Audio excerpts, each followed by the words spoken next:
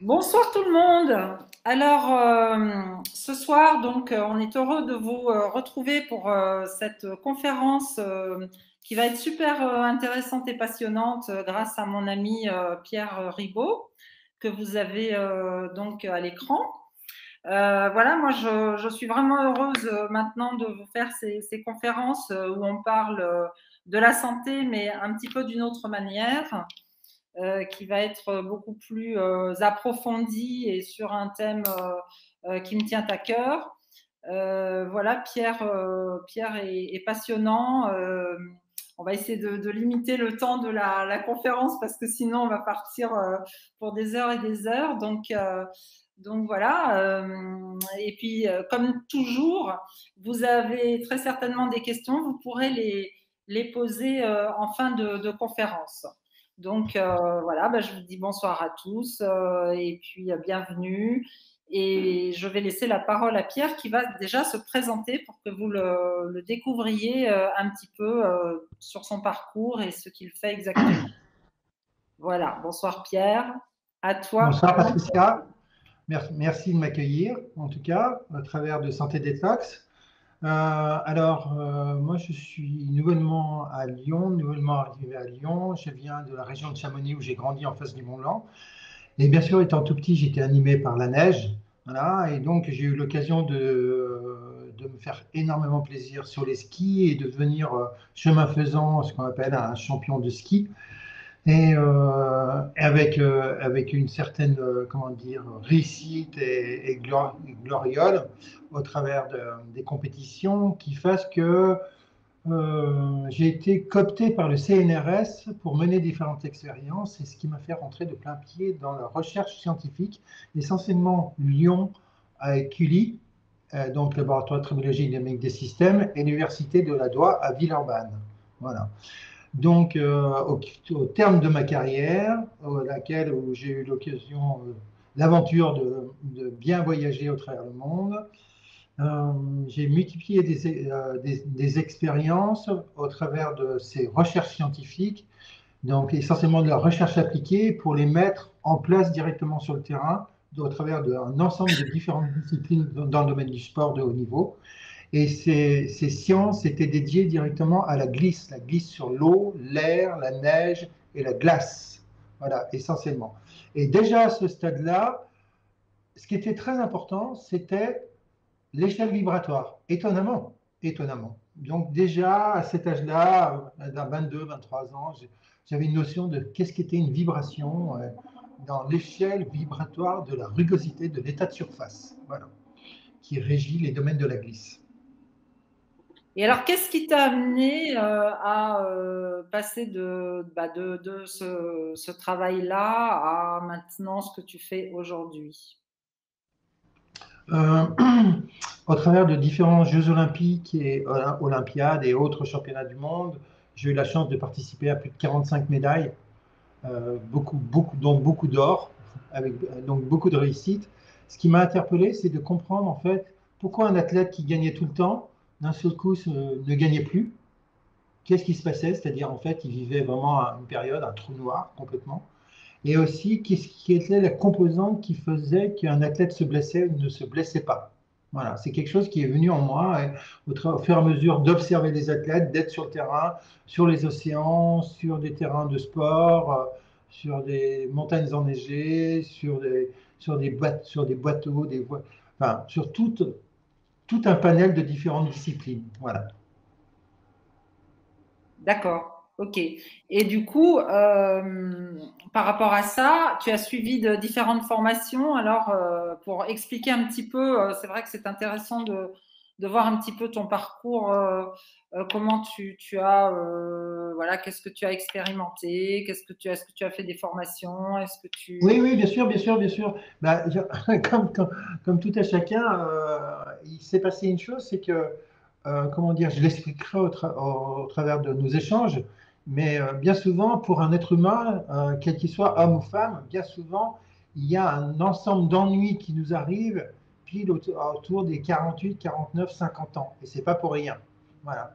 Et ces sommes d'ennuis qui nous arrivent, en fait, nous mettent KO par terre, bien souvent, et nous amène à quelque chose qu'auparavant on n'avait pas du tout eu le temps ou l'envie en tout cas, c'est de se poser et de réfléchir sur nous-mêmes, qui fasse que, moi je vais vous donner un exemple, par exemple, à parcourir la planète dans tous les sens, je me disais que pour lire il fallait être vieux.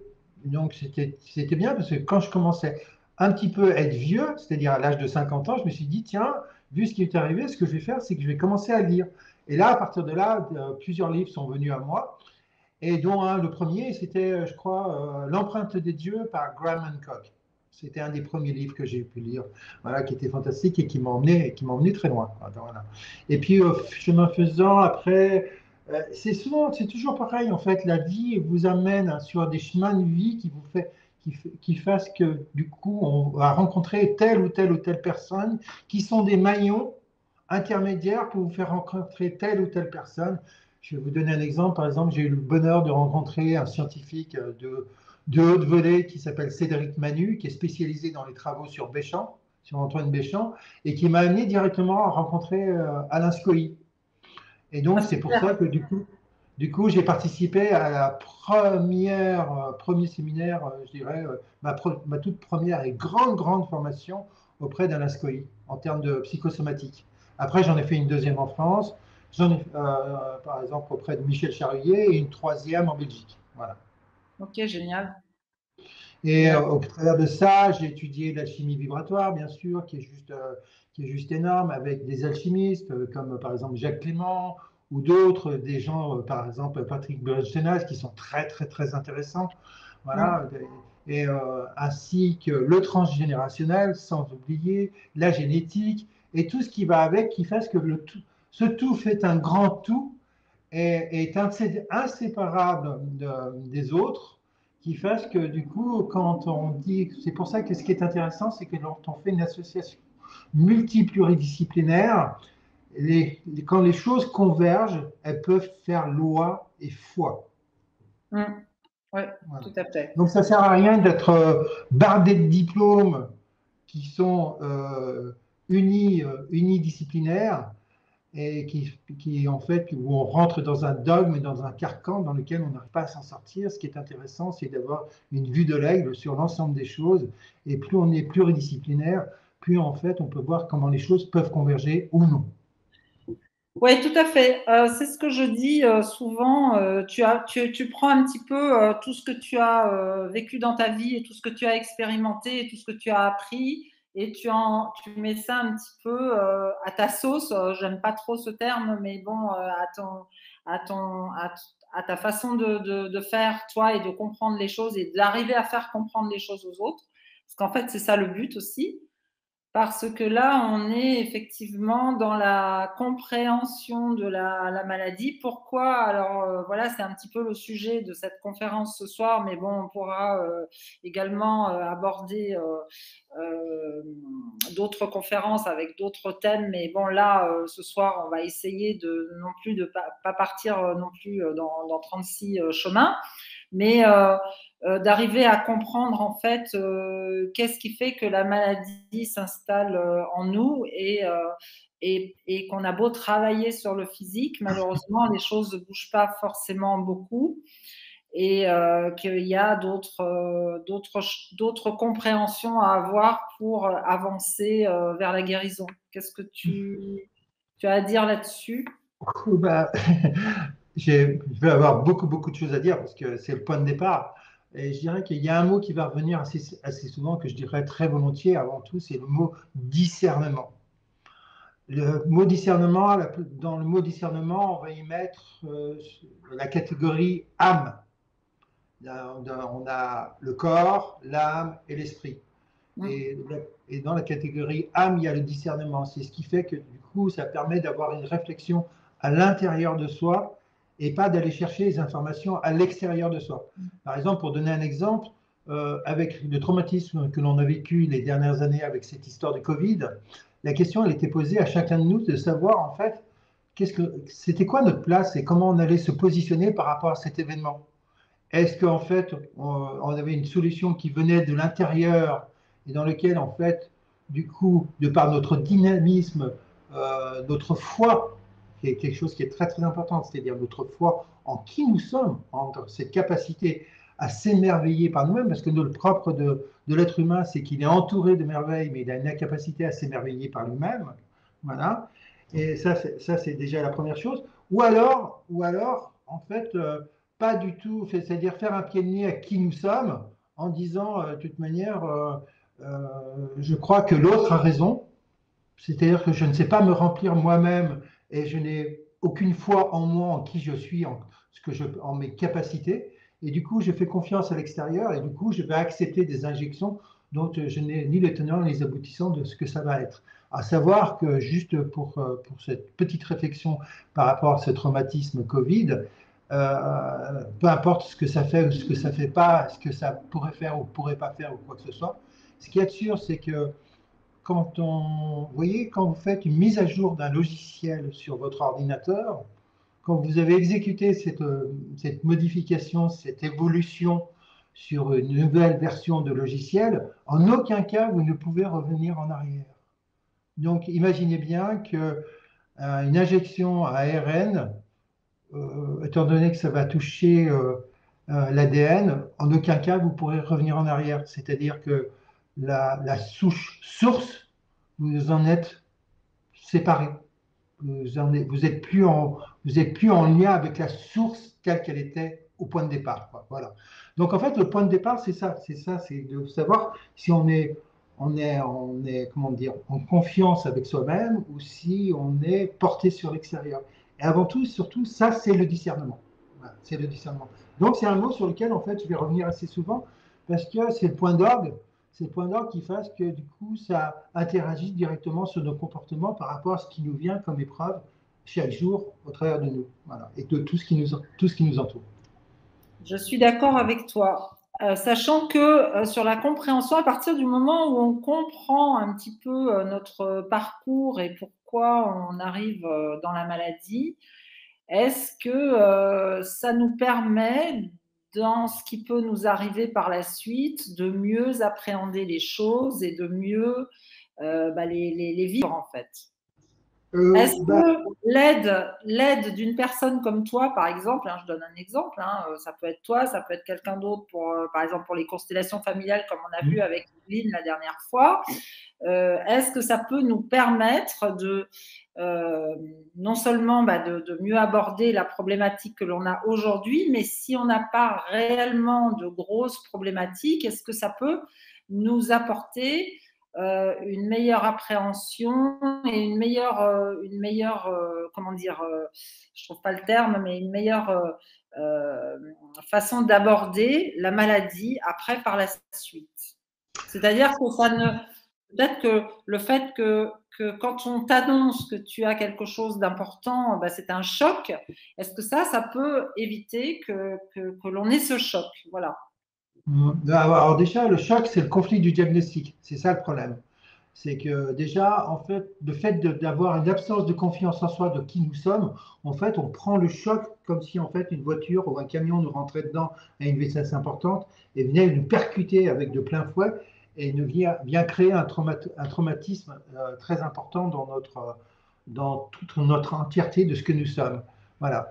Mais je dirais que pour aller dans cette discussion, dans cet échange, la maladie, la pathologie, l'handicap, une blessure pour un sportif de haut niveau, c'est avant tout surtout un marqueur. C'est-à-dire que moi, là, j'habite à Lyon, je suis à Lyon et je descends à Marseille. Sauf que je prends la voiture et je vais en direction de Paris. Qu'est-ce que va me dire le GPS? Il va me dire, stop, faites demi-tour. Donc, le but, c'est de s'arrêter. Qu'est-ce que fait une maladie, une pathologie, un handicap, une blessure? Elle fait une chose, c'est de nous arrêter dans notre vie de fou dans laquelle nous sommes pour nous amener à penser PEN-SER, ce marqueur, cette maladie qui vient en nous, pendant que l'allopathie, le domaine médical, va penser les blessures, c'est-à-dire les mots de la maladie, PAN-SER. Voilà, donc pendant que le côté médical fait son travail, fait ce qu'il a à faire, que vous êtes certainement entre de bonnes mains entre tous ces gens-là, ce qui est important, ce qui est même d'une évidence, c'est avant tout de penser pendant ce temps d'arrêt, c'est-à-dire en fait de faire un retour, un back, un retour en arrière sur qui vous êtes, ce que vous faites, ce que vous êtes venu faire sur cette terre, le pourquoi du comment. Et c'est là où ça devient intéressant parce que du coup, en fait, on rentre dans des méandres et ces nouvelles méandres, en fait, ben, du coup, déjà, c'est déjà se dire, ben, c'est bizarre quand même. Nous, on n'a pas les tenants, les aboutissants de toute cette histoire. Déjà, on ne comprend pas pourquoi on est, qu'est-ce qu'on vient faire sur cette vie, pourquoi on n'est pas 100 ans avant ou 100 ans après, pourquoi là maintenant. Déjà, ça, c'est la première des choses qu'on vient essayer de comprendre. En fait, quand on arrive sur cette terre, c'est comme si on décollait, qu'on prenait un avion et que en fait on a un siège, mais que chaque siège et pour chacun de nous, on a notre propre avion. La seule différence par rapport à tous les autres, c'est qu'on a tous un taux de carburant ou un taux de réserve de carburant qui est très différent des uns des autres. Sauf que quand il n'y a plus de carburant, il y a un moment, il faudra bien atterrir. Et l'atterrissage, c'est le départ de cette terre. Donc, il faut arriver dans cette vie et il faut en repartir. On comprend bien que dans cette vie, on apparaît. Quand on part, on disparaît. Donc, on comprend que dans cette vie, on fait bien que paraître. Et c'est là où c'est intéressant parce que les mots nous donnent des clés pour nous exprimer comme quoi il y a, il y a les choses que l'on voit qui nous sont présentées et qui nous sont proposées avec une certaine lumière et qui correspond à un code Jack pragmatique qui va nous présenter en fait une réalité. Mais derrière, ce qui est intéressant, c'est d'aller chercher derrière le voile et d'aller comprendre en fait qu'est-ce qui se passe réellement. Qu'est-ce qui se passe réellement. Et c'est ça la problématique. Et il y a des gens comme des physiciens, comme Philippe Bobola ou comme d'autres qui arrivent à très bien vous expliquer le pourquoi du comment de qu'est-ce qui se passe. C'est-à-dire, par exemple, le principe de néoténie. On arrive avec un cerveau qui a à peine 20% de ses capacités, contrairement aux animaux, parce qu'autrement, on ne passerait pas les voies féminines. Et on vient développer, en fait, on vient avec 20% d'inné et on va récupérer entre 0 et 7 ans, en fait, 80% d'acquis. Et cet acquis va prédominer sur notre vie par rapport aux 20% d'inné, alors que l'animal arrive avec 20% d'acquis en un an, récupère 80% d'inné en à peine un an. Donc en fait, il y a un développement qui est complètement différent de nous. Donc ce qui explique comme quoi la situation ou je dirais, l'environnement du cadre familial dans la famille dans laquelle on se parachute nous-mêmes est essentiel et qu'on vient le choisir et qu'il y a une cohérence au niveau de ce choix par rapport au cadre et je dirais le tintement pas de l'humeur, mais du caractère de la famille, du tempérament de la famille qui va nous modeler, nous former par rapport à notre côté inné, ben, en fait, l'acquis va prédominer. Et là, on va comprendre que du coup, ben, on se fait formater par une situation dans laquelle on rentre dans des dogmes et dans des croyances auxquelles on va persévérer à l'âge de 20 ans, 30 ans, 40 ans, et puis bientôt arriver à 50 ans, il nous arrive un ensemble de choses. Pourquoi 50 ans? Parce que 7 x 7, 49. Hein, quand on passe on va dire quand on a 7 ans, on a l'âge de raison, parce que entre 0 et 7 ans, on a un pied dans le monde dans lequel on vient et un pied dans lequel on arrive. Et puis, et chemin faisant, en grandissant, après on arrive à 50 ans, et à 50 ans, catastrophe, il nous arrive plein de choses. Ça, c'est pour nous faire réfléchir et nous amener à penser sur nous-mêmes. Et puis, il y a un deuxième tour qui est prévu, de 49 à 98, mais bien souvent, on ne fait pas 3 tours. Voilà. Voilà. Et donc, le deuxième tour de 49 à 98, il est là vraiment pour aller chercher derrière le voile, passer derrière, pour aller comprendre ben, qu'en fait, tout ce que l'on avait vu jusqu'à maintenant était un leurre, en fait, était là pour des suggestions malversives et qui pourrait nous dévoyer, qui pourrait nous faire sortir de nos différents chemins qu'il nous faudra emprunter. Et donc, c'est là où la pathologie, la maladie, en fait, vient prendre corps, c'est le coup de le dire, dans notre corps, pour nous dire, ah, il y a un truc qui ne va pas et qui ne fonctionne pas.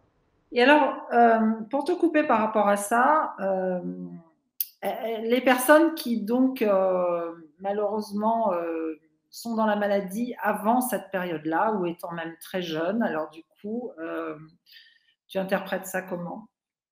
Eh ben, en fait, il est, comment dire, on est tous très différents les uns des autres. Disons qu'on arrive dans cette incarnation.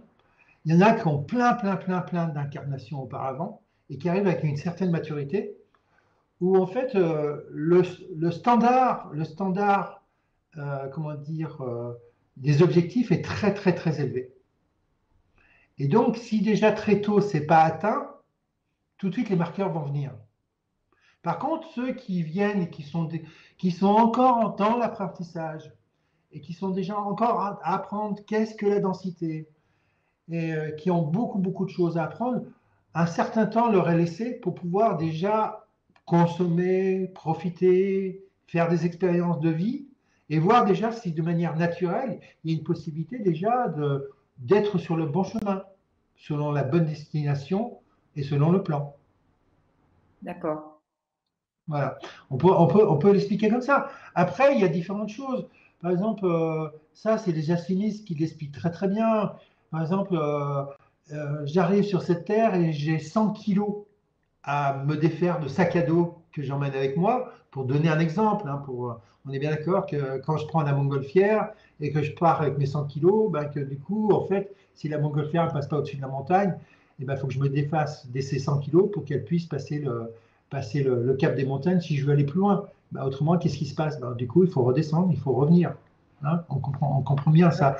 Donc, il y en a qui décident à la base, en fait, ces 100 kilos, je vais les faire en 10 vies, ou alors en 50, ou alors en 100 vies. Ce sont des gens qui ont des vies complètement linéaires, et du coup, en fait, il ne se passe rien. Et bien souvent, les gens tout autour d'eux, les voisins, disent oh, rends compte, ces gens-là, ils sont carrément super, c'est carrément génial. Il leur arrive absolument rien. Et puis, il y en a d'autres qui, en fait, qui disent jackpot, moi, je mets les 100 kilos en une vie. Et, mais ceux qui le font vont avoir une vie plus que trépidante parce qu'ils vont avoir plein, plein, plein, plein de problématiques. Mais ce sont les seuls, par contre, qui vont avancer très, très, très vite. Parce que c'est au travers des échecs et des leçons et des expériences que l'on apprend très, très vite. Et donc, ce sont des gens qui ont besoin, qui vont faire des sauts quantiques pour pouvoir, parce qu'ils ont une volonté d'avancer très vite et de monter très vite dans l'échelle de Jacob ou l'échelle vibratoire, voilà, ou l'échelle lumineuse. Voilà. Parce que nous, en fait, on ne comprend pas quelque chose d'humain, c'est que du coup, en fait, notre vie, comment dire, terrestre, si je voulais la mesurer, elle fait même pas, j'arrive même pas à la voir sur les quarts de mes doigts. D'accord? Voilà. Et ça, pour nous, c'est 100 ans.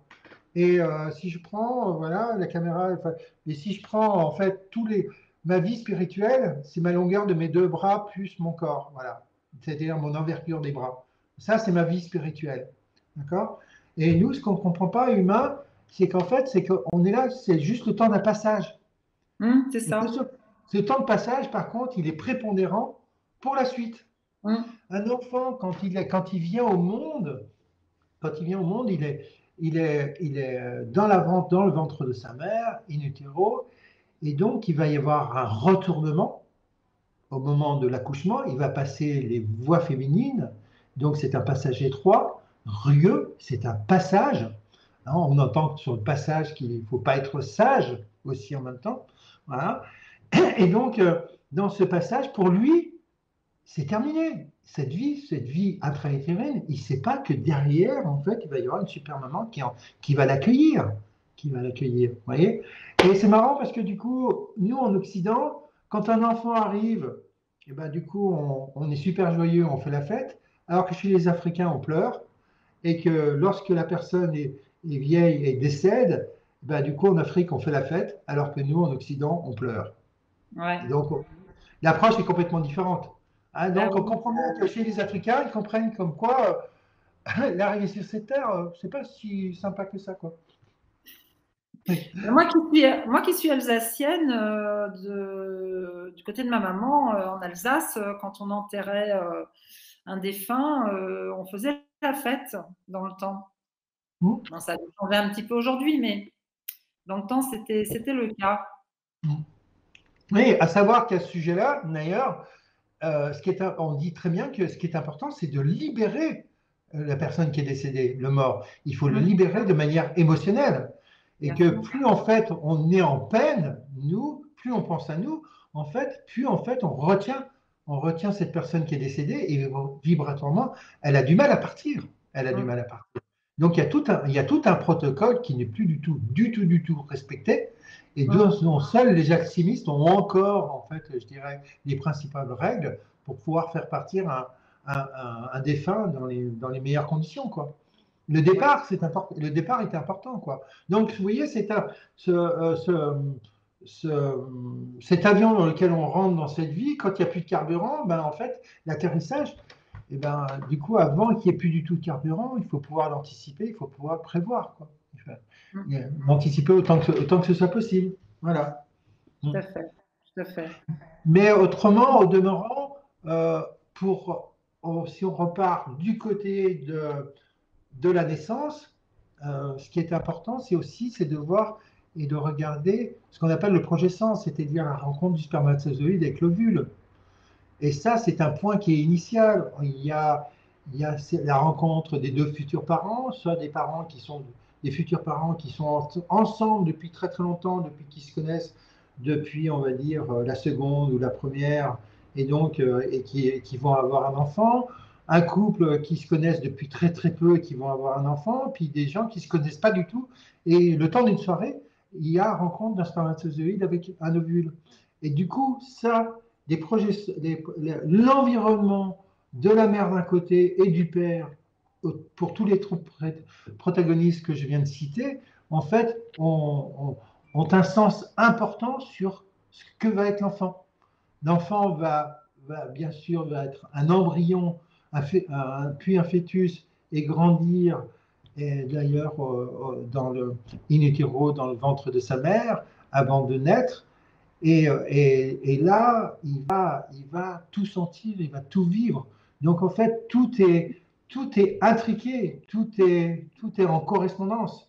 Et à la sortie, quand on va naître et quand on va grandir, et ben, du coup, on va être dans la résonance de ces deux parents, avec les parents des parents et les grands-parents des parents des grands-parents des parents, voilà, ce qui fait que sur 4 à 5 générations, et ben, du coup, en fait, on s'aperçoit qu'il y a une résonance à tous les niveaux parce que nous sommes, on va dire, le produit, si on peut dire, par la rencontre du spermatozoïde et de l'ovule, des générations, ben, 1, 2, 3, 4, 5, 6, 7, 8, et puis on peut monter encore et encore et encore et encore, jusqu'au début, au tout début. On vient de là, quoi. On vient de là. Qu'est-ce que tu dis par rapport à la maladie, justement, nos parents, nos grands-parents, par rapport à éventuellement cette génétique ou non? Quelle est ton, ton idée par rapport à ça? Ce que l'on récupère de notre famille et de tous ces bagages ancestraux, peut-être, est-ce qu'on peut le déterminer de cette façon-là? La première chose que je dirais, d'abord, faites la paix avec vos parents, avec vos aïeux. Faites la paix. Avant tout, c'est essentiel. Si vous voulez être en bonne santé, faites la paix. Déjà ça, déjà ça, c'est la toute première des choses. Après, on comprend que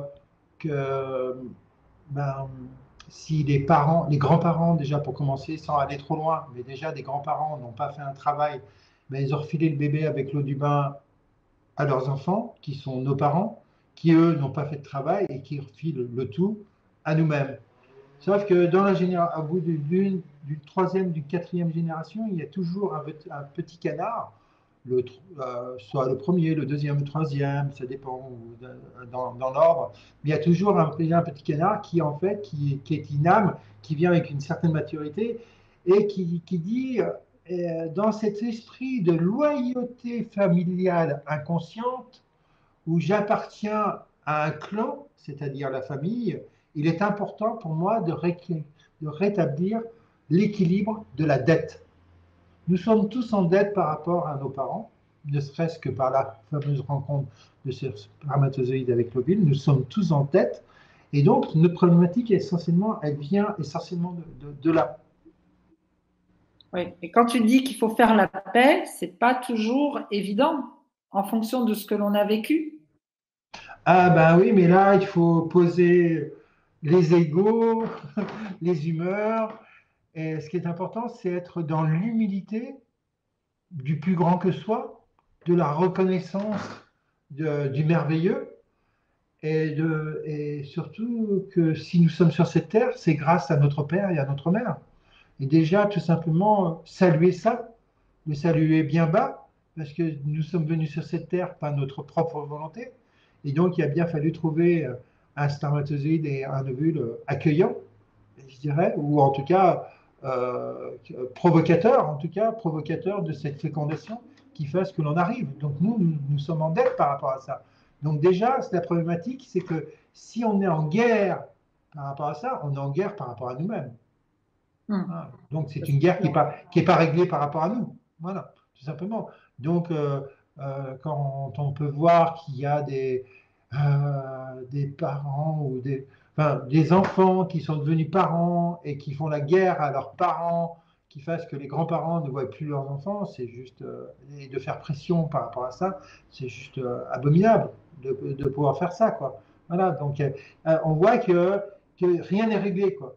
Rien n'est réglé. Donc là, il faut faire la paix. Et c'est là qui est intéressant, c'est là qu'intervient par exemple le travail par exemple d'une personne comme Evelyne Piccoli, qui est la papesse de, des constellations familiales, où on s'aperçoit que l'invitation première, c'est de faire la paix avec tout le clan et de remettre dans sa poche, de ravaler sa salive, son ego, et de remettre tout à plat en disant que chacun va prendre sa place, c'est ça le plus important, et de remettre à l'autre ce qui lui appartient et que l'on porte à notre insu, parce qu'on se dit, ah, ça me gratte, ça me gratte, ça me fait mal, et je ne sais pas pourquoi, je n'arrive pas à savoir pourquoi. Eh ben oui, il faudrait parler aux anciens pour comprendre pourquoi ça fait ça, quoi. Ouais. Oui. Quand on est dans la maladie, selon toi, comment, comment appréhender enfin, ce problème d'état de souffrance, cet état qui nous scotche un petit peu par terre, où on ne peut plus rien faire, ou pas grand-chose, et où on ne sait pas, on ne connaît pas vraiment notre échéance, pour voir le côté positif finalement de la problématique de la maladie. C'est là toute la difficulté. Toute la difficulté, Je sais bien. c'est quand on nous met, on va dire, la maladie. Je dirais non.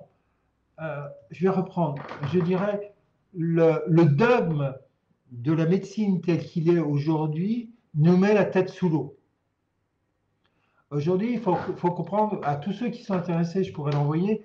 En fait, vous avez un très bon article sur Nexus, qui est quand même un très bon magazine scientifique, qui donne des propos, par exemple, sur la théorie de Pasteur, sur lequel tout repose, toute médecine repose, et qui est le contradicteur d'Antoine Béchamp, où en fait on avait dans le même siècle, dans le même temps de vie, c'est-à-dire entre 1750 et 1850 à peu près, en fait il y avait un qui était Pasteur, qui disait que tout est la faute à pas de chance et ça vient tout de l'extérieur, donc il faut sortir armes et bazooka et tout ça pour pouvoir tirer dessus en voiture, voilà, pour pouvoir tout bousiller. Et donc, en fait, eh ben, c'est tout ce qu'on appelle, c'est tout la pharmacopée et tout ce qui est le domaine de médicamentation inorganique que l'on met dans le corps pour pouvoir contrer les effets et les symptômes. Et donc, c'est ce qu'on appelle aussi en même temps le conflit du diagnostic.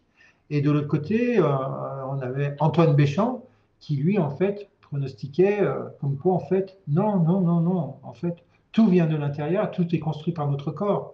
Donc, en fait, il y a un stade subcellulaire qui s'appelle les microzymas, qui est un encorbellement en fait des cellules entre elles pour pouvoir prendre à disposition soit devenir des microbes, soit devenir des champignons, soit devenir des virus, ou soit un autre stade. Et donc, selon le besoin que le corps a, pour subvenir à quelque chose dans lequel nous, au demeurant, on n'arrive pas à faire face, notre corps nous propose des solutions. Donc, pour répondre à ta question, la problématique, c'est que du coup, on est face à une médecine qui existe depuis plus d'un siècle et demi, bientôt, qui est basée sur un mensonge, essentiellement.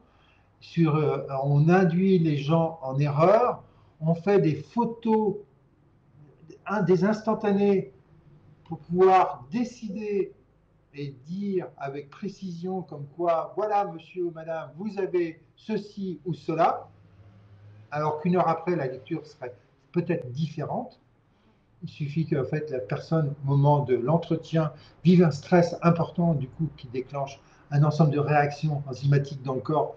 Du coup, c'est une photo flash, d'accord, et c'est de la donnée, en fait, c'est du en même temps du, comment on appelle ça, c'est-à-dire, c'est une photo, ouais, moi j'appelle ça une photo flash. C'est comme dans le domaine du sport, lorsque on fait une empreinte de vitesse ou de chronométrique, et ben du coup, en fait, qui va nous donner une donnée. Mais cette donnée, nous, la physique, et là je rentre dans un domaine qui est la physique classique et la physique quantique, nous apprend que du coup, eh en fait, on est bien dans un leurre. Parce que regardez, je vais juste vous faire un aparté, c'est ce qu'on appelle les expériences des fentes de Young, qui existe depuis 1870. C'est juste une petite particule que l'on envoie en projection au travers d'un canon à particules, et on les envoie une par une. Et donc la particule, elle va avoir un comportement différent si elle est ondulatoire ou corpusculaire.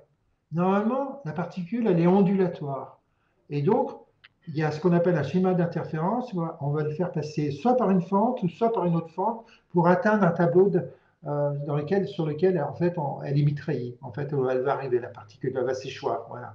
Et donc, le but de l'expérience, c'est de regarder avec des mesureurs, des viseurs, un appareil pour pouvoir contrôler, mesurer, vérifier, en fait, si la particule va passer soit par la fente de gauche ou soit par la fente de droite. Lorsqu'elle est ondulatoire, c'est, pour faire simple, c'est lorsque vous n'êtes pas arrivé dans cette vie, d'accord, vous êtes encore un spectre vibratoire et vous allez vous incarner. Avant, vous êtes ondulatoire. Quand vous arrivez dans cette vie, vous êtes complètement corpusculaire. D'ailleurs, corpusculaire, le corps. Nous Et sommes le incarnés corps, oui, c'est ce que dans j'allais le dire. corps. Ouais, Ouais. voilà. Elle est corpusculaire. Et donc, en fait, la fente, elle passe normalement, la particule, elle est envoyée et elle va passer par la fente de gauche et la fente de droite en même temps. C'est-à-dire qu'elle se dédouble. Et elle se rejoint et après, elle va se scratcher contre le mur dans lequel elle est projetée. À partir du moment où elle est mesurée, contrôlée, vérifiée, elle a une rétraction en arrière dans le temps où en fait elle arrête de se dédoubler et elle devient corpusculaire et elle passe soit par la fente de gauche ou soit par la fente de droite. Ce qui veut dire que depuis 1870, on voit bien que de toute manière que tout ce que l'on mesure, c'est pas forcément juste. Ouais. C'est juste une projection de notre mental sur ce que l'on veut obtenir comme résultat. Donc le conflit du diagnostic, madame, euh, préparez, faites vos affaires parce que vous n'en avez plus que pour 6 mois, ça s'appelle se faire mettre la tête sous l'eau. Ouais. Voilà, c'est ça c'est ça. On est dans une dimension aujourd'hui et, euh, et c'est là où je reviens sur le fameux mot discernement. C'est-à-dire qu'on peut prendre les informations de quelqu'un et puis d'un spécialiste, même en blouse blanche avec des références et tout ça, patati patata, et puis tout simplement entrer chez soi puis dire c'est bizarre son truc, ça me parle pas. Parce que ce qui est intéressant, c'est ça dans le discernement, c'est savoir si en fait c'est chaud ou c'est froid, si ça nous fait des fourmillements ou si ça nous fait autre chose, comment ça nous parle. Et avec des messages qui nous correspondent et qui vont dire ça me met en paix ou ça me déséquilibre complètement et du coup ça me met dans des peurs, ça me projette dans des peurs et ça me déstabilise. Ouais. C'est ça qui est important. Et dans ce discernement, comment en fait on le met en exergue? Ben, tout simplement en multipliant les expériences et le domaine des expériences réussies et non réussies, avec tous les échecs qui nous incombent aussi en même temps. C'est-à-dire qu'en fait, celui qui a une vie très très chaotique et qui vit énormément de choses dans la vie, c'est-à-dire qui a un super capitaine d'industrie, puis qui en même temps qui va connaître la prison, qui va connaître l'échec, qui va connaître les déboires, en fait les séparations, et qui va connaître aussi la réussite et la gloire, eh bien, ce sont des gens en fait qui sont extrêmement riches parce qu'ils ont connu énormément de choses. Vous voyez, C'est ça qui est intéressant. Et du coup, ça forge le, comment dire, l'expérience, le discernement, et le discernement où en fait, où est-ce qu'on faudrait le placer dans le corps? En fait, dans le hara. Là où en fait, toi tu connais ça, Patricia, en fait, c'est quel chakra? Hein. Et donc, par rapport à ça, on sait très bien qu'on va dire, c'est marrant en termes de discernement, on va dire, je ne sais pas pourquoi je l'ai dans les tripes. Et, Ouais. et quand on dit on l'a dans les tripes, si vous prenez tripes et que vous mettez les lettres à l'envers, eh ben, c'est l'anagramme parfait de esprit. Et du coup, on comprend que la lumière qui vient du soleil, il faut savoir que dans le soleil, la gestation du soleil, une information, quand elle part du centre du soleil pour aller jusqu'à la périphérie, c'est-à-dire en fait au bord du soleil, tel qu'on peut le voir, à peu près c'est 8 millions d'années. Quand elle vient de la périphérie du soleil jusqu'à nous à la Terre, c'est 8 minutes. Ce qui veut dire que toutes les informations que l'on vient de notre astre solaire, qui nous apporte la lumière éclairante, mais aussi la lumière qui chauffe, et la lumière de l'éther, d'accord, qui est le grand tout, et ben celle-ci elle met à peine 8 minutes. Donc en fait, nous en ce moment, on est en train de recevoir une information qui date de plus de 8 millions d'années. Hmm. Donc, Ouais. c'est là où, en fait, on n'a pas les tenants, les aboutissants de tout, on n'y comprend absolument rien dans tout ce qui se passe entre nous, et que le seul point de repère que l'on peut avoir, j'y reviens, c'est le discernement. Hmm. Oui, mais je suis d'accord avec toi là-dessus, sur le discernement. On en a déjà pas mal parlé d'ailleurs avec Evelyne dans la dernière conférence. C'est quelque chose de très important, mais entre le discernement et la compréhension de la maladie. Parce que discerner et comprendre, il y a quand même une petite différence à mon sens. Oui, ça, oui, c'est sûr que, en fait, dans compréhension, moi, je comprends intégration. Et peut-être acceptation aussi, Oui, oui, bien sûr, dans bah, un tout ce qui deuxième va. temps. Dans un deuxième temps. Oui, oui, dans un oui, deuxième ou troisième temps, oui, certainement. Et acceptation. Oui, ça, on est bien d'accord. Parce que ce qui est important, c'est que nous, on a fait une structure osseuse. Et que cette structure osseuse, en fait, c'est une caisse de résonance. D'ailleurs, quand on meurt, hein, qu'est-ce qui reste? Il reste des os. Hein, c'est ce qui a le plus de valeur. Et donc, quand on est au sommet de sa dévalorisation, c'est pour ça qu'on a envie de l'ostéoporose, de l'arthrose, parce que ça touche les os. Tout ce qui touche les os, c'est de la dévalorisation plus, au maximum, parce que ça touche ce qu'il y a la plus grande valeur. Donc, en fait, cette caisse de résonance notre charpente, qui est le squelette, qui nous permet d'être dans notre verticalité, et en fait, elle entend. D'ailleurs, les nouvelles technologies par rapport aux personnes qui sont malentendantes, maintenant, on leur met plus des hygiaphones à l'oreille, on leur met des pontages sur l'os directement pour que ça puisse directement joindre cette caisse de résonance que sont les os.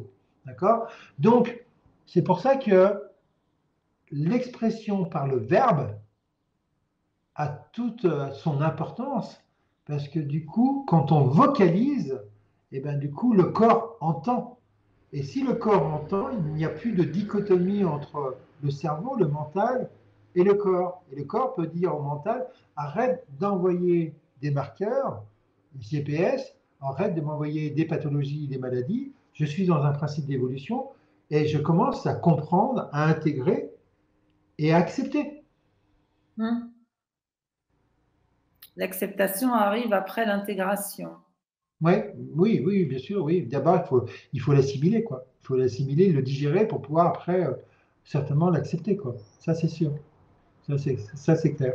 Mm. Quand tu Parce que, parles oui, justement de ces problèmes articulaires, douleurs, l'arthrose, tout ça, tu as autre chose à dire là-dessus? Parce que je sais qu'il y a beaucoup de gens qui souffrent par rapport à ça et qui ne trouvent pas vraiment de solution. Et que comprendre par rapport à ces problèmes de souffrance quand on arrive à un âge, on va dire. Pourquoi certaines personnes souffrent et pas d'autres, tu vois? Quand tu arrives à un âge, moi j'ai beaucoup de mes patients, certains qui ont des douleurs, qui viennent me voir d'ailleurs pour ça, et d'autres qui n'en ont pas du tout, alors qu'ils sont à un âge largement bien avancé. Hmm. Je me suis Euh, toujours posé la question. alors, alors moi, j'ai une réponse à te formuler, mais attention, elle n'appartient qu'à moi. Elle n'engage que D'accord. moi. Ok. D'accord? Hum, Voilà. Elle est propre à moi. Euh, Quand je parle d'arrivée dans cette vie et de départ dans cette vie, il y a juste nous, la problématique de l'Occident, qui en fait, on fait aucun travail, mais aucun travail pour préparer notre départ. Il y a plein de religions, par exemple les musulmans, par exemple, c'est ancré chez eux, par exemple, de préparer ce départ. C'est hum, important. Nous, le problème, c'est qu'on le départ, on a une éducation judéo-chrétienne, et puis pendant des siècles et des siècles, on a fait comprendre aux gens que parce qu'ils allaient se confesser, ben, du coup, en fait, ils étaient lavés de tous leurs péchés, et le lundi matin, ils pouvaient recommencer de plus belle. Donc c'était génial, hein, c'était carrément super. Et puis à l'ère de la communication, quand on pense qu'en fait un curé qui était au courant de toutes les histoires du village, imaginez bien en fait la puissance qu'il pouvait avoir et l'effet de pouvoir qu'il pouvait avoir au travers de toutes ces ouailles, on va dire. Voilà. hum. À l'ère de la communication aujourd'hui. Maintenant, on comprend beaucoup mieux, quoi. Mais toujours est-il que, étant donné que c'est quelque chose qui est complètement occulté, du coup, la peur, la mort, c'est quelque chose qui fait extrêmement peur. Alors déjà, la mort, en fait, c'est qu'on n'est plus fort.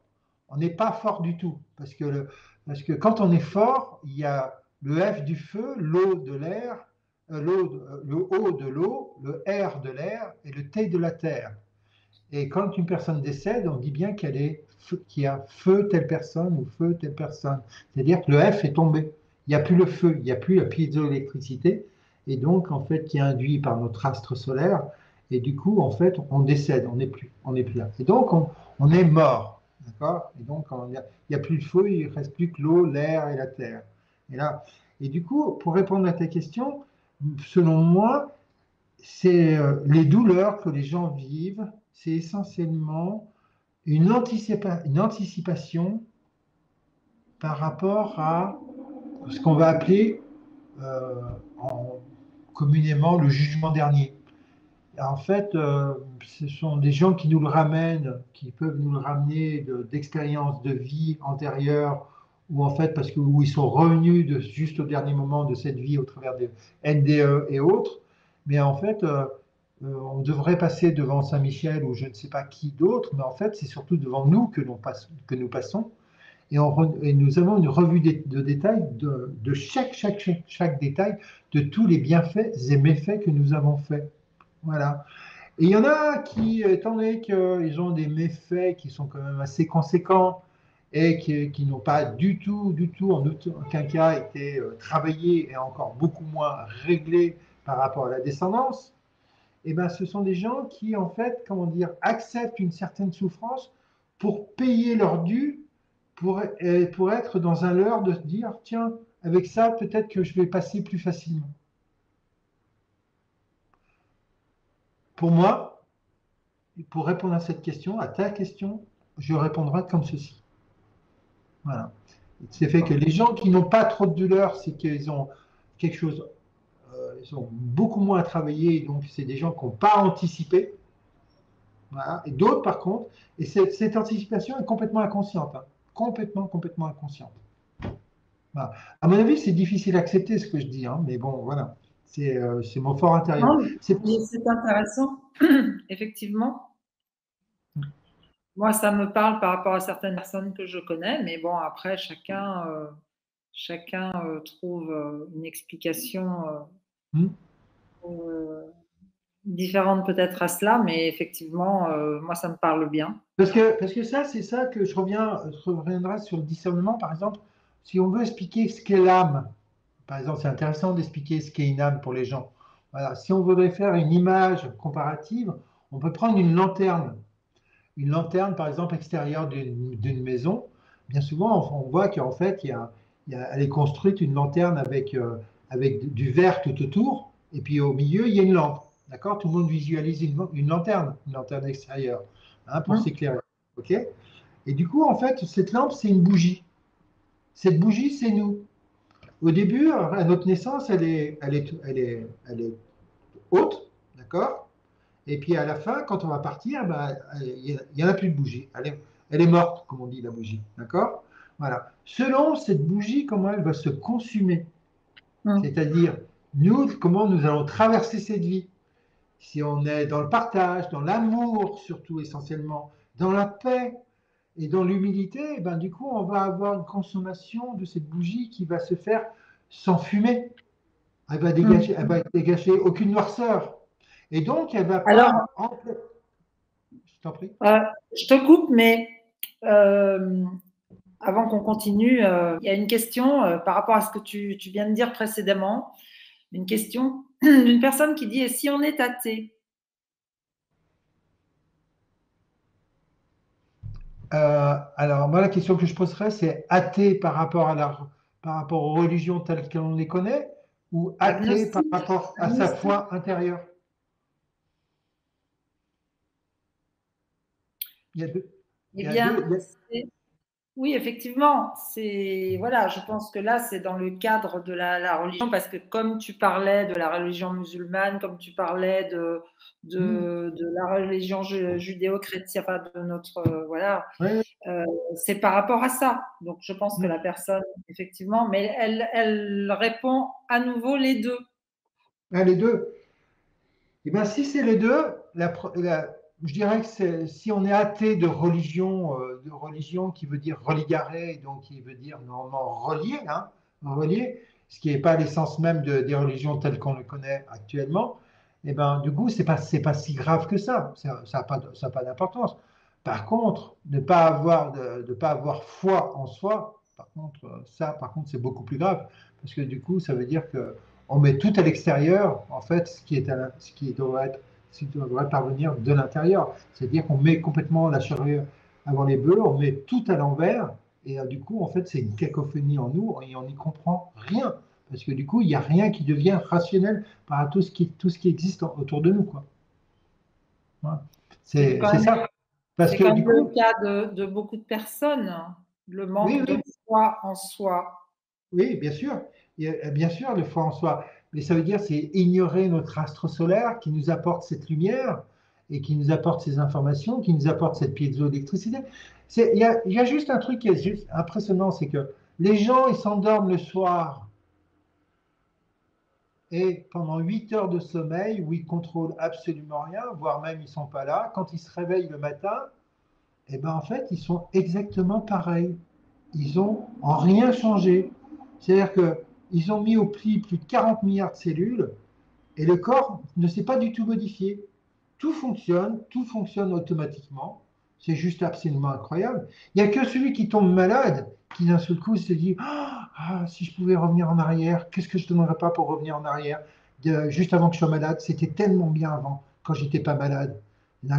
C'est ça, je dirais. C'est que nous, on ne sait pas s'émerveiller alors que nous sommes entourés de merveilles. Et c'est ça la problématique de la foi en nous. Donc si c'est les deux et qu'on est athée même vis-à-vis de cette foi en nous, là par contre c'est beaucoup plus grave parce que du coup ça veut dire que c'est quelqu'un qui est venu avec une colère ici qui n'a pas voulu s'ancrer dans ce monde et qui a été, vous savez que bien souvent, comme on dit dans ce monde, en fait, il y a ceux qui ont une mission et ceux qui ont une vocation. Ceux qui ont une mission, c'est l'action, c'est l'appel à agir. Et puis, vocation, c'est en fait, c'est un appel à être. Vous voyez? Hein. Et ben, il y en a qui n'ont ni mission ni vocation parce qu'ils sont venus dans ce monde par accident. Ils sont presque tombés. Vous Hein. voyez? Et donc ça existe aussi encore. Ce sont des âmes très immatures qui sont venues dans ce monde, en plus dans une période extrêmement, je dirais, préjudiciable, parce qu'on est dans ce qu'on appelle la fin des temps. Ça, on le sait par la précision des équinoxes. Voilà. Donc sur des rythmes, hein. Nous, on est entouré que de rythmes, on vit que au travers de rythmes. Et c'est normal, on vit que au travers d'un système vibratoire. D'accord? Hein. Et d'ailleurs, pour revenir à ça, par exemple, je vais donner un exemple. Quand on n'est pas dans la foi et qu'on est athée et que l'on croit en rien, par exemple, on va dire, mais pas, même pas croire, mais avoir la foi en quelque chose, et ben ça nous donne un état vibratoire. Et l'état vibratoire, il est selon son état vibratoire, on va faire le lit des maladies ou pas le lit des maladies. C'est-à-dire qu'une personne qui est anxieuse, qui est colérique, On le qui a... voit on le voit, je te coupe, mais on le voit sur l'effet Kirlian. Sur la Oui, photo bien sûr. Kirlian, on le voit très bien, l'état vibratoire. Oui, bien sûr, on voit les trous, bien sûr, on voit les trous. Mais du coup, en fait, on va comprendre ce qui est intéressant, c'est dans l'explication, c'est que euh, on a des sinusoïdes, des longueurs d'onde qui sont très, très, très, très, très, très, très, très, très, très serrées. C'est-à-dire une fréquence en hertz très, très, très importante. Donc, on va comprendre que cette lumière, elle ne peut pas passer. Alors, ça me fait Alors, penser, alors ça me fait penser à notre intestin grêle, ça.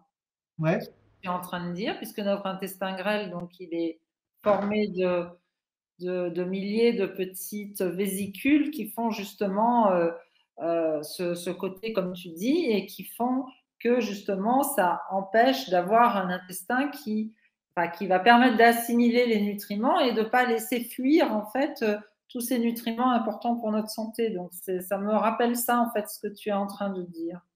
oui, bien sûr, parce qu'en plus, à ce stade-là de l'intestin, en fait, c'est la dérivation sur le système porte qui va apporter tous les nutriments par la lymphe, exactement. Et puis après, il y a l'eau qui reste avec les matières fécales et qui vont aller rentrer dans les côlons ascendants, transverses et descendants, plus le côlon signum. Voilà. Et du coup, en fait, là, il y a le système porte qui est extrêmement important, qui vient jouer son rôle. Et oui, oui, bien sûr, on peut faire cette comparaison. Mais dans ces longueurs d'onde, donc pour revenir à ceci, ces longueurs d'onde, donc en fait, qui sont très, très, très, très, très serrées, et bien du coup, au contraire, on est dans des basses, on dit, dans le terme, on est dans des basses vibrations. C'est-à-dire qu'en fait, c'est pas bon. Et ce qui est important, au contraire, c'est d'avoir des longueurs d'onde très, très, très espacées, où là, il y a de l'enthousiasme, il y a surtout essentiellement le grand mot amour, avec un grand A, amour, le grand amour, voilà, et la capacité à s'émerveiller devant tout, parce que devant tout ce qui nous entoure, que ce soit du minéral, du végétal, de l'animal, voilà, dans tous ces différentes ces espèces et ces différents stades dans lesquels qui nous entourent et où nous cohabitons avec eux et où nous avons un rôle en fait de verticalisation des autres règnes, sauf que on est mal barré pour emporter cette verticalisation de tous les règnes, parce qu'en fait, on est les vilains, vraiment les vilains canards de tous les autres règnes, quoi. Ça, c'est sûr. Voilà. Donc, quand on a des longueurs d'onde très, très, très, très espacées, et bien, ce qui est intéressant, c'est qu'on peut laisser passer la lumière. Donc, posez-vous la question, c'est que, comment dire, comment il s'appelait ce physicien de la gravitation qui faisait l'expérience de la pomme? Ah, ça me reviendra, peu importe. Qui était un grand alchimiste, qui nous a dit, en fait, quand on lance une pomme, en fait, eh ben, elle retombe. Donc, c'est la gravitation. Donc, la question, c'est, nous, on est attiré, on est une attraction par rapport au sol, en fait, par rapport à notre poids, donc l'attraction de la Terre, ou est-ce que l'on est collé au sol parce que nos longueurs d'onde sont très très très serrées et la lumière ne pouvant pas passer, en fait, elle s'appuie sur nous. En fait, elle vient faire pression sur nous. C'est une question. C'est une question. Ouais, question intéressante. Ouais, oui, oui, voilà. Donc, c'est ça qui est important. Du coup, c'est pour ça que des personnes qui sont très, très, très initiées ou très élevées spirituellement sont des gens qui ont des capacités de s'affranchir des lois terrestres, en fait, et qui font des choses assez incroyables et inimaginables parce que la lumière passe à travers eux. Alors que Ouais. nous, on ne sait pas faire. Nous, on ne sait pas faire. Alors que, juste pour une précision encore une, je vais apporter une chose, parce que du coup, ça me fait rebondir sur ça et ça et ça. Mais parce que, par exemple, nous, sur tout ce qui nous entoure, là, ici, dans ce monde dans lequel nous arrivons, en fait, si on prend le matériel le plus ténu, le plus dense, le plus concentré, le plus serré sur Terre, c'est le diamant. Mm. D'accord? Et si je prends un atome de diamant et que je l'extrapole à la taille d'une orange, d'accord? Je prends un diamant, une molécule hein, extrêmement petite, et je l'extrapole pour imaginer à la taille d'une orange. Son atome le plus proche, il est 2 terrains de football plus loin. C'est-à-dire qu'en fait, l'orange, je la pose dans un coin d'un terrain de football. Je mets un terrain plus un autre terrain de football.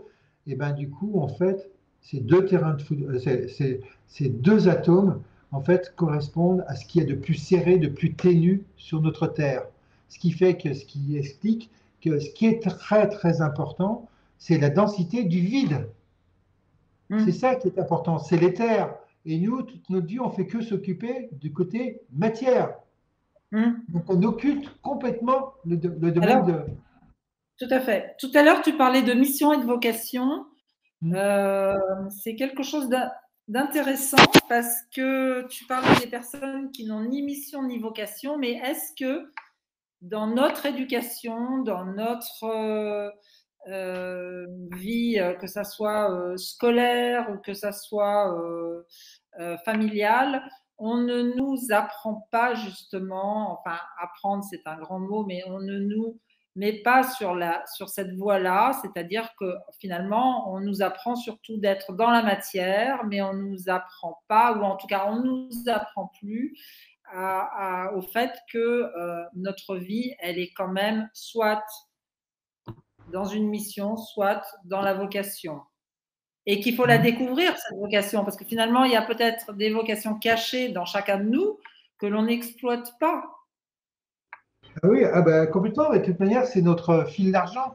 C'est ce qu'il faut retrouver. C'est ce qui est important, c'est retrouver. C'était quoi nos songes entre 0 et 7 ans? Parce qu'on n'avait Mm. pas tout à fait un pied encore dans ce monde-là. Après, ça se referme. Ça se referme et on a occulté tout. Heureusement qu'on a occulté, parce que si on avait un lien Oui, avec le et monde moi, actuel que l'on est. ma question, c'était, bon, on fait métro, boulot, dodo pour la Hmm. plupart des gens, mais qu'est-ce que, qu'est-ce qui résulte de ça, quoi? Quel est le but dans notre vie de faire métro, boulot, dodo et finalement on arrive à la fin de ces jours et qu'est-ce qu'on a accompli vraiment dans notre vie? Est-ce que on a vraiment, je sais pas, moi, aidé les autres? Est-ce que on a fait quelque chose de bien pour autrui? Est-ce que pour soi-même, on s'est, on a avancé, on s'est amélioré, voilà. Eh ben, Est-ce que les gens ne se posent pas les questions, en tout cas ne se posent plus les questions? hmm. Est-ce que ça serait pas ça aussi notre salut, enfin en tout cas notre façon de mieux accepter ce qui nous arrive dans la vie et par là même la maladie? Eh ben, c'est vrai que c'est un contre-pied parce que du coup, quand on part de cette vie, quand on n'est plus là et qu'on redevient un spectre lumineux, on a ce qu'on appelle en fait, c'est la révision des classes. Et du coup, c'est jugé par nous-mêmes. Et donc, tout ce que tu viens de dire, toutes les questions vont être posées. Qu'est-ce que tu as fait pour. Ok, c'est super. T'as fait ça, tu as fait ça, beaucoup, beaucoup de choses pour les autres. Mais qu'est-ce que tu as fait pour toi? C'est surtout ça la question principale. Qu'est-ce que tu as fait pour toi?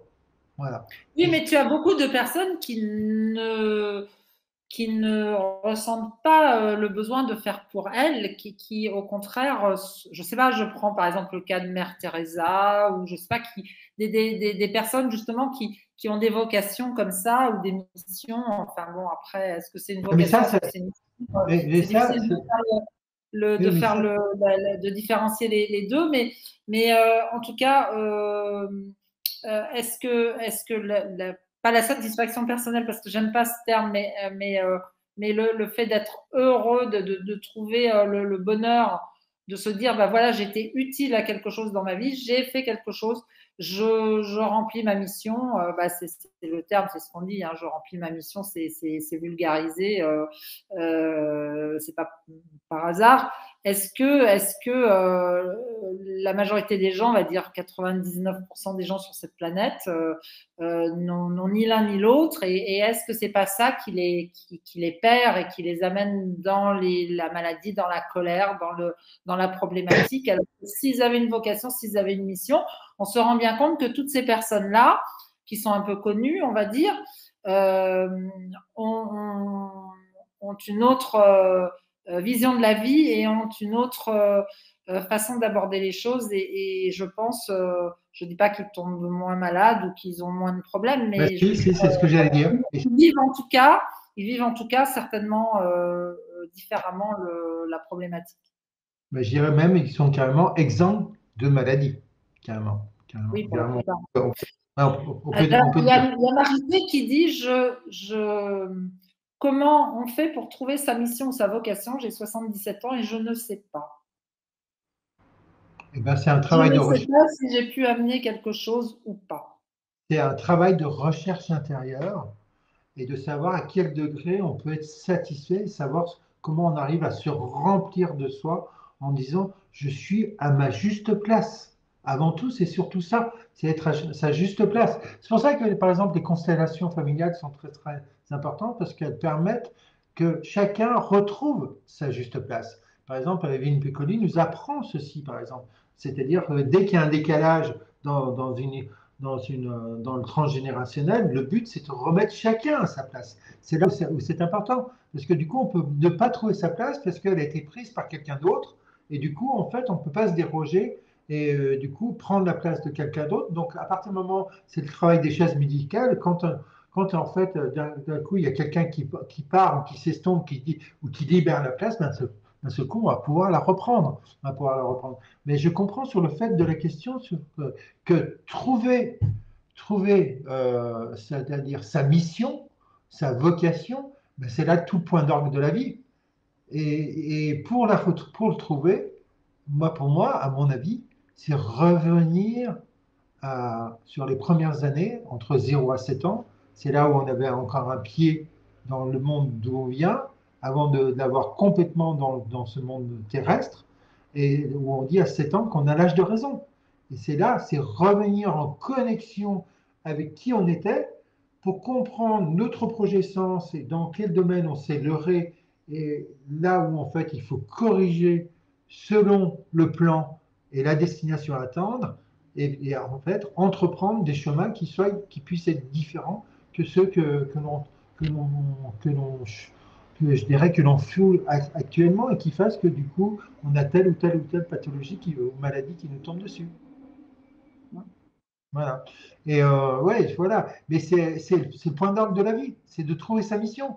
Et c'est le côté, je dirais, improbable. Donc, quand on est athée à tous les niveaux, ben, c'est complexe parce que du coup, on a foi en rien.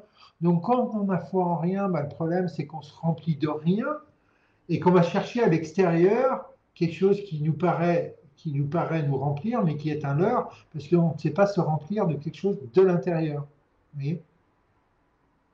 Oui. Et c'est ça, c'est ça. Avant tout, toute la construction, tout vient de l'intérieur. Euh, en- la construction du corps, en fait, nos cellules, c'est ce qu'on appelle, elles sont unipotentes ou totipotentes. C'est-à-dire, en fait, unipotentes, et ben, en fait, elles sont spécialisées dans un domaine et elles reviennent à l'état source pour devenir totipotentes. Vous voyez?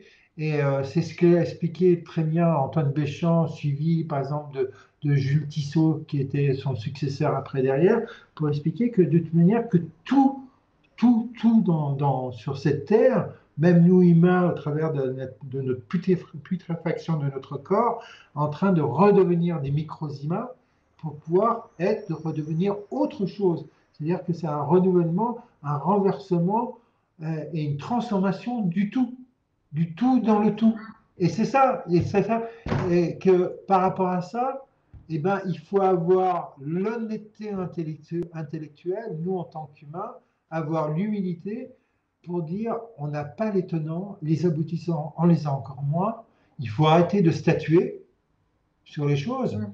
Et ça me fait penser du coup à une personne dans les années 1900 ici sur Lyon qui s'appelait Maître Philippe de Lyon et qui était un personnage assez vraiment atypique, qui était vraiment génial, et qui réunissait Ouais. rue de la Tête d'Or en fait 80 personnes et qui apportait selon et qui demandait à l'assistance si allez on va le guérir lui et oui et tout le monde était d'accord pour le guérir et qu'est-ce qu'il demandait principalement tout le temps à la personne qui lui fasse une promesse d'arrêter de maudire son entourage pendant au moins pendant 21 jours pour accéder à la guérison. Il pouvait accéder à la guérison tout de suite, immédiatement, à partir du moment où il arrêtait de maudire les autres. Vous voyez? Donc en fait, on comprend qu'à à cette époque-là, maudire, c'était quelque chose de vraiment de vilipendieux. C'était vraiment, je dirais, c'était de base astrale, en comprenant qu'à partir du moment où on est dans la colère, on est envieux, on est jaloux, on est colérique, et du coup, parce qu'on ne sait pas satisfaire de notre vie et on envie les autres, et du coup, ben, et ça nous met comment dire, dans des ondes vibratoires qui sont très, très, très, très, très, très, très serrées.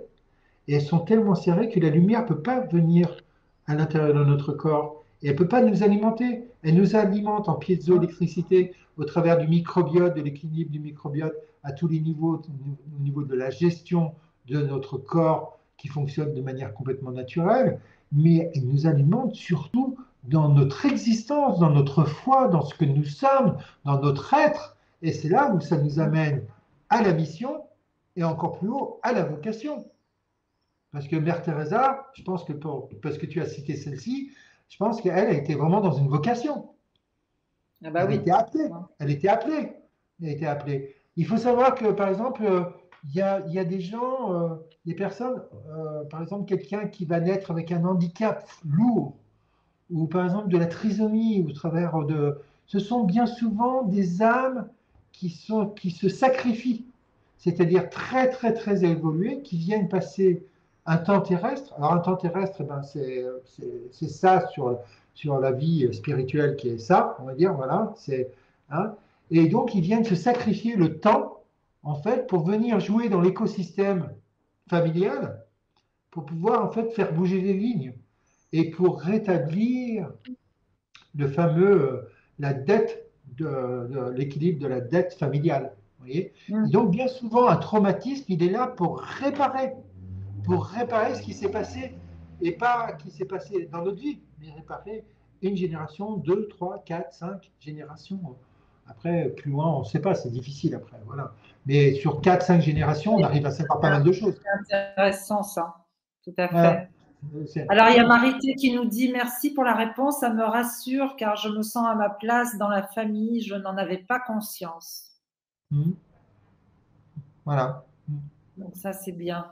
Tant mieux, tant mieux.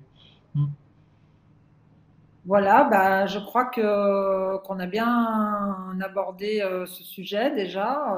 C'est super intéressant. On aurait encore énormément à dire. Alors, je ne sais pas si vous avez des questions à poser. On en a eu une ou deux.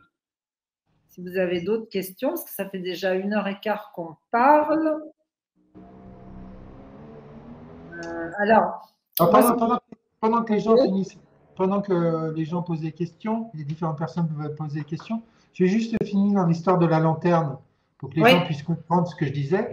C'est-à-dire que cette bougie, quand elle est, donc elle se consume. Donc en fait, quand la personne a une vie très intéressante, passionnante, qu'elle a une foi en ce qu'elle fait, qu'elle a une mission et encore mieux une vocation, et ben du coup en fait, c'est une personne qui est fort occupée dans ce qu'elle fait, qui ne gémit pas, qui ne se plaint pas, qui n'est pas envieuse, qui n'est pas colérique, qui n'est pas rancunière, voilà. Et du coup, en fait, la consommation de la bougie, en fait, on ne l'aperçoit même pas. Par contre, la personne qui a des longueurs d'onde très, très, très, très, très serrées, et du coup, en fait, parce elle est envieuse, elle n'est pas bien dans sa peau, ça ne va pas, tout ça. Et du coup, ben, elle a des longueurs d'onde très, très, très serrées. Et ben, du coup, en fait, sa bougie se consume de manière très noirâtre. Et on voit bien quand on allume une bougie et puis qu'il n'y a pas l'oxygène qu'il faut, on voit bien qu'en fait, qu'elle se consume très mal. Et du coup, qu'est-ce qu'elle va faire? Eh ben, elle va entartrer les vitres. D'accord? Et les vitres, en fait, c'est là l'âme de la personne. D'accord? Et du coup, quand la lumière arrive, eh bien, cette lumière ne peut pas passer parce qu'en fait, les vitres sont salies, entartrées, et donc, en fait, la lumière ne peut pas venir éclairer le hara. Ce qui fait que du coup, on va comprendre que plus on a des longueurs d'onde très, très, très serrées, plus en fait, la lumière ne peut pas nous atteindre. Et cette lumière, elle est essentielle. elle est essentielle. Ne serait-ce que tout simplement sur un plan Bien sûr, physique, bien sûr. La vitamine D, par exemple. Voilà, ça sur un Mm. plan corporel, mais sur un plan informatif, tout ce que ça nous apporte, c'est juste énorme. Donc, ouvrons nos sinusoïdes, ouvrons notre état vibratoire et projetons-nous dans le côté merveilleux des choses et savons nous être, je dirais, nous enjouer, hein, nous amuser, parce que s'amuser, c'est user l'âme, et du coup, Mm. en fait, c'est travailler son âme et du coup, travailler son discernement et avoir un point de vue sur les choses qui peuvent nous arriver. Et comme on est dans un monde un petit peu, je dirais, complexe, fait de gens un peu beaucoup très tordus dans leur tête et qui sont prêts C'est rien de avec le un certain dire. pouvoir à nous proposer des choses extrêmement tordues, eh ben, je pense que le discernement va être extrêmement important pour savoir qu'est-ce qu'on est prêt à faire par rapport à telle ou telle information.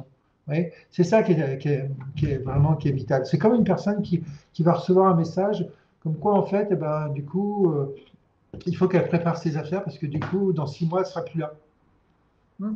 Mais comment on peut annoncer une personne ça? Et qu'est-ce que l'on en sait? Qu'est-ce que l'on en sait? Là, le conflit diagnostique, il est dramatique. Il est dramatique. Et oui, mais ça, c'est le gros, gros problème de notre médecine actuelle, malheureusement. C'est ce manque ce manque de compréhension de l'être humain, du côté, oui, du côté d'aider la personne pour aller dans le bon sens et de ne pas se rendre compte que, on lui met un coup de marteau sur la tête, quoi. Oui, bien sûr, hein. Oui, Au c'est ça. au lieu d'aller dans le côté positif, on va tout de suite dans le côté négatif, quoi. C'est ça.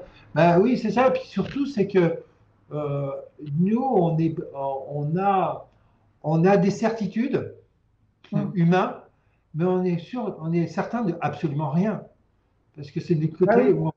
où, tant bien que déjà, on ne sait même pas répondre à cette fameuse première question, qu'est-ce qu'on vient foutre sur cette terre? Déjà, tant qu'on ne sait pas répondre à ça, déjà, je ne vois pas comment on pourrait dire bah, on a tout compris, on sait tout faire, il n'y a pas de problème. Voilà. Hein. C'est ça la problématique. Et le devenir de l'être humain, s'il va être de devenir, je dirais, des robots, et ben du coup, au travers de l'intelligence artificielle, eh ben, ce qui est intéressant, c'est par exemple les travaux de Philippe Guimand, qui est un grand physicien et spécialisé dans l'intelligence artificielle, et qui a été un des premiers à dire, à exprimer comme quoi, en fait, heureusement que l'intelligence artificielle ne pourra en aucune manière, en fait, remplacer l'homme. Tout simplement parce que lui, c'est un spécialiste, et ce qu'il fait, son petit jeu, c'est de mettre des milliers de boules de billard dans un billard et de voir les interactions entre chaque boule. Quand vous en mettez des milliers, vous avez une somme de calculs à faire qui sont juste extraordinaires. Et bien, il dit que l'humain, juste pour un seul homme, juste pour un seul, hein, on est je sais pas combien de milliards là en ce moment, Ah hein. oui, pas loin de milliard, non? Ouais, voilà. Et juste pour un seul, au bout de 500 choix, c'est-à-dire qu'en fait, je me lève le matin, Euh, je pars de chez moi, bah, du coup, je vais prendre le bus ou le métro ou une voiture. Bah, du coup, j'oublie les quais. Bah, du coup, enfin, je ne prends pas le bus, je ne prends pas le métro, puis je rencontre telle personne ou quoi que ce soit. Donc, à chaque fois, en fait, il y a des choix qui se font. Et par rapport aux multiples potentialités, au bout de 500 choix, on bloque le potentiel de l'univers qui nous appartient pour une seule personne.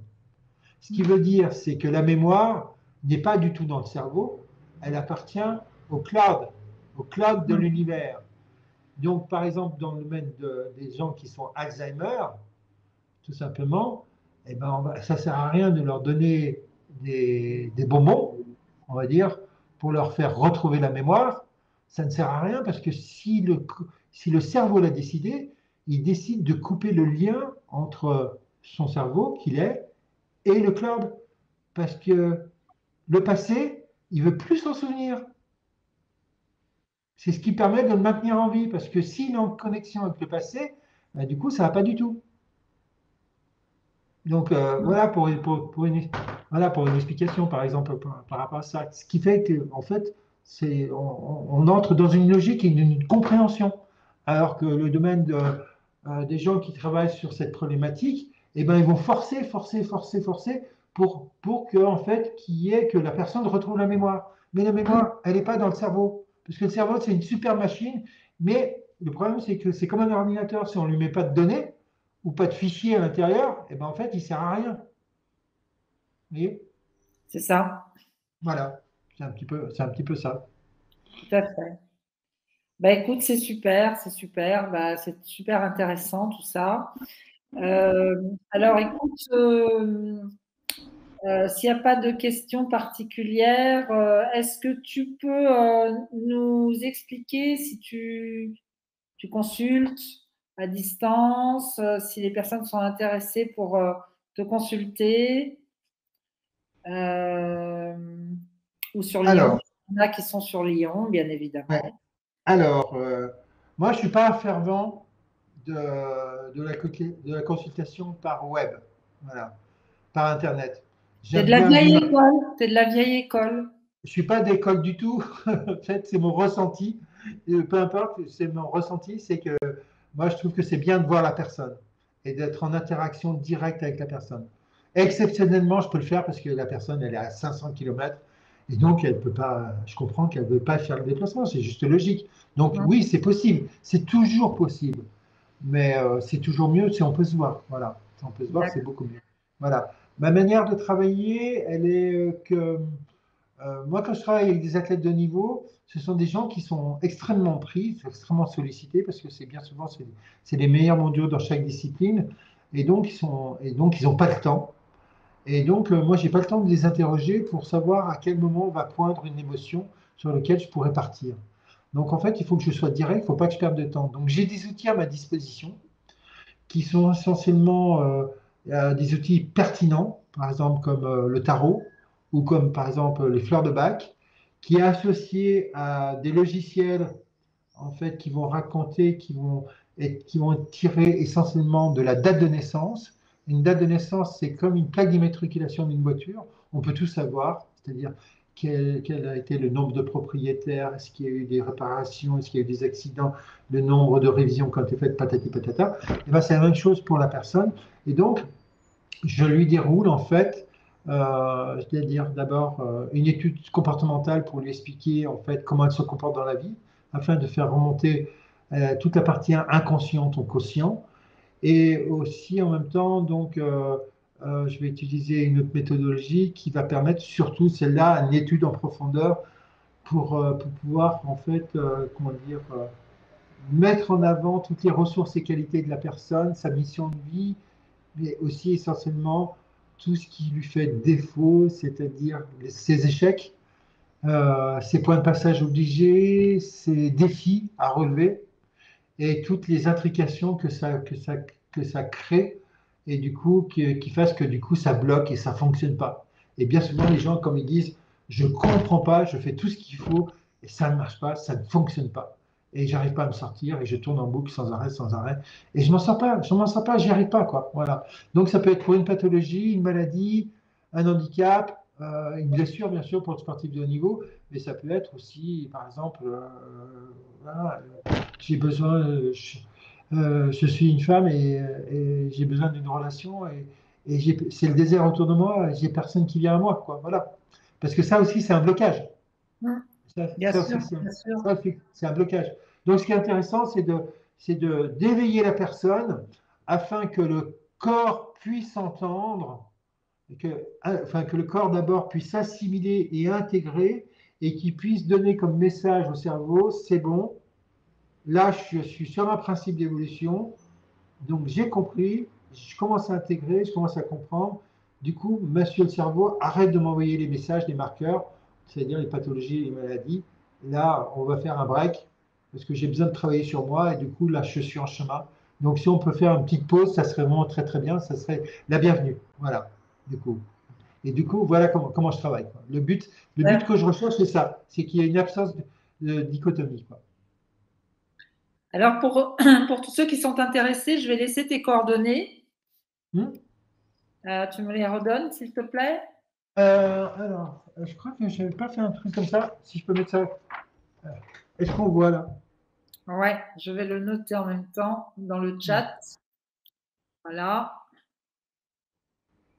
Et puis, bien évidemment, si tu es OK, on reviendra dans quelques temps pour une nouvelle conférence avec quelques nouveaux sujets à débattre. Parce que j'aime bien discuter avec toi et t'écouter parler. C'est super intéressant. Et je pense Merci. que tout le monde a trouvé ça passionnant. D'ailleurs, Marité nous dit super intéressant. Merci. Merci, Marité. Et puis bah, j'espère que ce moment d'échange vous aura beaucoup apporté et dans l'évolution et dans beaucoup d'autres choses, donc dans l'avancée dans la maladie et autres, et ça fera son chemin de toute façon. La parole aide à faire son chemin également. Alors écoute, Pierre, je te remercie. Merci à toi, Patricia. Je te Merci. dis à très vite. Et n'hésitez pas aussi, vous pouvez appeler Santé Détox si vous avez des questions et vous avez le numéro de Pierre, n'hésitez pas et on est là. Et voilà, et je vous dis à très bientôt pour une nouvelle conférence. Merci. Ciao, ciao. Ciao.